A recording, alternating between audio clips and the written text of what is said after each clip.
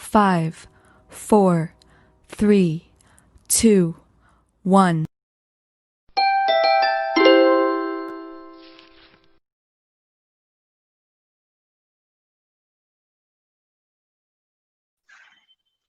Hello, ladies and gentlemen.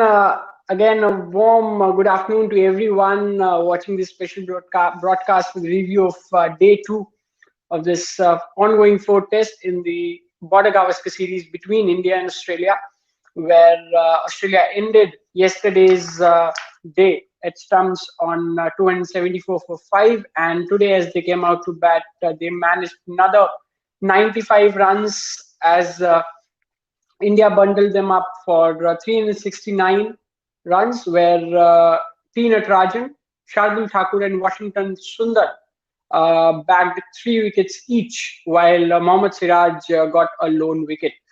Now, this has happened after 72 years that two debutants have bagged 3 or more than 3 wickets. It happened last time in 1949 against West Indies, where Ghulam Ahmed and Monty Panesar grabbed 4 wickets each. So after 72 years, this feat has happened again. And as India came out to bat at the stumps, as you all know, that the day was interrupted due to rain and due to the wet outfield. As umpires were unhappy, the play was abandoned early. So India at stumps were 62 for 2. Shubman Gill got out early, but Rohit Sharma had a good start.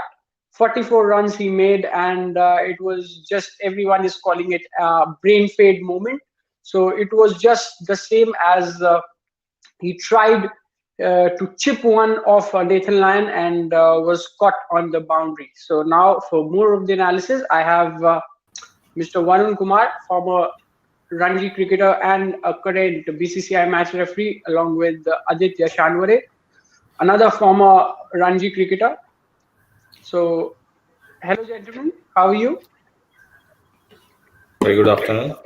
Good afternoon. Yeah. So, what a day it has been. Means 95 runs, 5 for 5 wickets. So, Varun, do you see that India did well to actually restrict Australia to 369, or they've leaked some runs more? Definitely, if we look overall, they bowled really well and they did well. But yes, at one stage when they were 315 for 8, at that time it was looking that there are chances that Australia can fold it up under 330. But last 2 wickets, somehow they managed to add 50 plus runs, and those 50 plus runs now can be very crucial for Australia. If we look the situation of this game, how it is going. But overall, yes, Indian bowler did a fantastic job, as we discussed yesterday. Also, they managed to bowl very well and control the things very well. So they did really well overall. But yes, that last 2 wickets, that extra 50 runs, I can say that this could be under 330 runs. But yes, they batted well. Nathan Lyon and Mr. Stark, they batted well for those 50 plus runs. But overall, they did well. Indian bowler did a good job. Okay, so Paji has also joined. So Sat Sri Akal, Paji. Yes. Day was interrupted due to rain, but what do you make of this day? India restricted Australia to 369. So as Varun mentioned that I think as of Varun mentioned that India restricted them to a very good total, means not allowed them to make those extra runs. So do you think the same way? I think India's been quite lucky in this first innings. They managed to get David Warner, Steve Smith out quite early. They got Labuschagne out, first thing in the morning. This score could have easily been 450 to 500, and they've done really, really well. I think what disappoints me is Rohit Sharma again. People talk to him about an opener. He doesn't take the responsibility as an opener, and they think there's the likes of Sanjay Manjrekar saying, yet again, supporting the Mumbai batsman. but I just don't think he is equipped for Test cricket as an opener. He's got so much experience. He should not be giving his wicket away, like that. So he's worked hard, but I'm again disappointed in Rohit Sharma.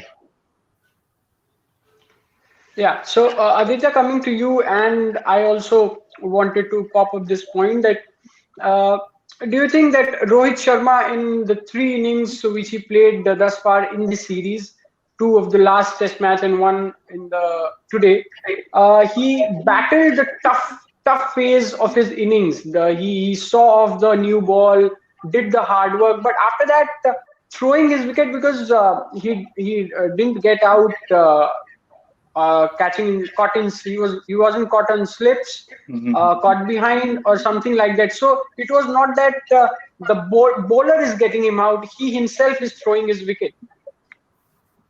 Yeah, for sure. If means like I see his innings, he had really played well. He was not even getting beaten by the bowlers. But it's just that this new brand of cricket, which the players and even the coaching staff is like promoting, like like you back your instincts and you go for the shots. But maybe that's where the Rohit's downfall is. Maybe he was just too bravado to take on Nathan Lyon, and he just threw his wicket. Okay. Paji, one more thing on about the surface we saw in Brisbane in today. Manas Labuschagne also mentioned that in many of the, as it is his home ground, so in many of the Sheffield Shield matches also he hasn't seen this kind of surface where the cracks start widening even on the first day as well. So what do you make of this Brisbane wicket where cracks have started widening, and Nathan Lyon today, who's playing his 100th Test match, he already mentioned that he's targeting to exploit that rough which is created around the off stump. So, what do you make of this surface, and how much Nathan Lyon will be destructive or can destroy India tomorrow? Well, look, Nathan Lyon always going to be, handy, especially this wicket, which is, has a bit more bounce than, some of the other sort of wickets. And that's why, for me, it's like, like you look at, Ravi Shastri, you can kind of think, 100 Test matches, got Rohit Sharma, who's played a lot of cricket now. Is he really the person who's going to take India forward when it comes to, opening the batting? We have a young left-hander in the RCB team. Shubman Gill again showed great potential. This is a perfect time to have a left-right combination as an opening partnership. And they've got to decide that. They can't just be pressurized by thinking that, he's a captain of the Mumbai Indians team, and he's done a bit of an adjustment on his footwork, and people think that he's so talented that you can't see these adjustments. It's his decision making. He gets India into good positions and then gets out. You can't afford that from an experienced player. You might as well have a youngsters playing. The mistakes that he's making, you might as well give that opportunity to a youngster where there's some sort of strategy in terms of left-right combination, like Gambhir, Sehwag, that was a great combination. Shubman Gill and, the RCB opener, left-hander, perfect time. This was a perfect Test match to say, right, let's play him. And something they've got to consider when they go back to India, they think, is this team better with Rohit Sharma or without? Okay. So, and also about Nathan Lyon, what you will say, he's playing his 100 Test match, and how much destructive he can be for tomorrow on this day 3 pitch where the cracks are widening and the rough has been created outside the off stump. Yeah, well, yet again, we've seen Pujara and, Rahane, they've played Nathan Lyon probably the best throughout the series. They come down the wicket, hit him over the top, put him under pressure. They're not scared of using the feet. And that's the best way to, play like Nathan Lyon, because he wants to get you out on the bounce. And they've got to, again, when it comes to spin, play with your instincts, because Indian batsmen are probably the best players of spin. So go out and attack and play with your instincts, but also have presence of mind, have that game awareness to think, guys, all we've got to do is bat, up to the new ball, probably up to 100 overs. There's a bit of bad weather around. day 4, day 5. If we can compete in this match and not get skittled out and show the Australians that actually this is, to be honest, this is a third string attack. A third string attack of India. We were able to bowl you out for 103, well, close to 350. That's encouraging signs for India. Yeah. Another thing, Varun, that it's funny a bit, but Ajinkya Rahane, whenever he came out to bat as an overnight batter, means when he came not out and went to bat another day, the day after he got out, he always gets out early. So what is the logic behind this? I don't see, because I was just checking and I just stumbled upon that whenever he comes out as the overnight batsman and goes to bat the next day, he gets out early. So hopefully he doesn't get out early tomorrow. So what's your take on Indian batting, which will revolve much around now Pujara and Rahane? Definitely, this thing must be going in Rahane's mind also, and for sure he will be looking to play a big inning tomorrow. And yes, this pair is very crucial for tomorrow for Indian team, and especially the way the day ended today, losing Rohit Sharma at almost like before the shower started. And as Paji mentioned, that we all looked up to Rohit that he must play a big innings, and he's giving a good start, making a base, but yes, he's not capitalizing. And we have seen in throughout the series that everyone is getting started, but they are not able to make a big inning. So tomorrow might be a day for Pujara and Rahane to build a good partnership, because that tomorrow this partnership is like going to be decided for this test match, because we know then Mayank is there to follow, Pant is there, but both of them are like they're more of like they play their shots. They are going to give chance also to the bowlers. But Rahane and Pujara are technically more better batsmen for these conditions, and as Paji mentioned that they're playing line the best. So and Nathan Lyon is like, as you also mentioned, that he's targeting those cracks. So this pair is very important for Team India tomorrow, and definitely we hope, and they also have this plan to go session by session tomorrow and to give a good start tomorrow. Any early wicket tomorrow will definitely put India on back foot. So definitely a good partnership is needed, and this pair is the most experienced in this batting lineup. So we all look up to this pair to give a good start tomorrow. Another thing, Paji, and very important, it happened yesterday, that some drunkard, I don't know, out of his stupidity again, abused Mohammad Siraj yesterday and called him a word which I cannot call here, but he abused him yesterday. Racial abuse or not, it's still, I cannot confirm it that it was a racial abuse or not, but yes, it was abuse. It was an abuse. So what's your take that why only Mohammad Siraj is being targeted? It's because he's bowling the best and troubling the Aussie batsmen? Yeah, he's been impressive throughout the tour, and I think it's just the Aussie mentality. It's the Aussie fans. They think it's a bit sort of, when you go to Australia, they kind of say things to your face, and they think it's funny and it's not rude. But to Mohammad Siraj's, to his credit, he goes back at them and acknowledges them. But it's the Indian way, isn't it? They're very humble when it comes to being ambassadors of the game. They'll be receptive to the fans. They won't say much about it because they don't want to get involved in this, any controversial stuff or that sort of little chant here or there. But I think as media broadcasters, we have the responsibility of raising this awareness, because it's only up to the media, the people in the media, to talk about these things. That it's a bad reflection on Australia and Cricket Australia. It's their responsibility. They need to put in some protocols, or like we have in the Premiership in England. People. We have this, either you take the knee, or there's, we have a huge banner where both teams hold it together. That none of these statements or racial discrimination is allowed from the fans. And Cricket Australia really need to take this seriously. They can't keep on doing this, because if they keep having these complaints and they're not doing anything about it, but you see other governing bodies around the world taking a stance against racial discrimination, then it does look a little bit bad. People will question that, why Cricket Australia are not addressing these issues.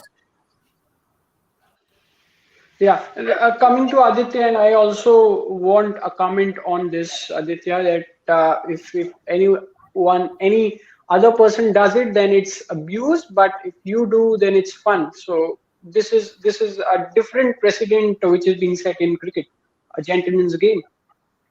This is quite. What this is not done by Australian Cricket Board. I think they should take some strict actions, and there should be some strict rules for fans to be late. Because otherwise these things will continue.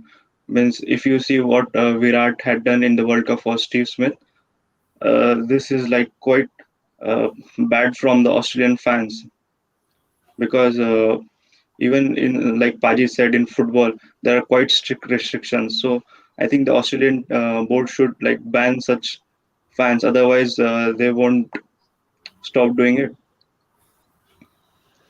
Okay. Last comment on this from Varun as well, because I want everyone's opinion on this. It's a serious issue, Varun. Obviously, I mean, and it cannot be taken so lightly. And as Paji and Aditya mentioned, that this is like Australian Cricket Board need to step in and need to bring some very some important. They need to some put up some strict guidelines for this, and even the fans should understand that okay, they're coming to the ground. They should enjoy the game rather than just you know doing such thing and such just because of some one fan or some one particular person, then everyone need to suffer. Who knows, tomorrow some strict guidelines come, that you some other guidelines will come which will bring some suffering to other fans also to this game. So it is better, it is for the fan also, as a human being, they should take this responsibility that they should enjoy the game rather than just doing all this comment and this racial abuse. I mean, I don't understand what things they get from all this, and yes, it is very important for the Australian Cricket Board to step in right now, and they should immediately must take some action regarding this. Okay. Paji, day three is considered as a moving day and a very decisive day in any test match. So tomorrow, another decisive day of this test match. So if not if India cannot actually surpass the Aussie score or reach the Aussie score, so how much lead can India give to Australia? How much lead will they be comfortable to give Australia?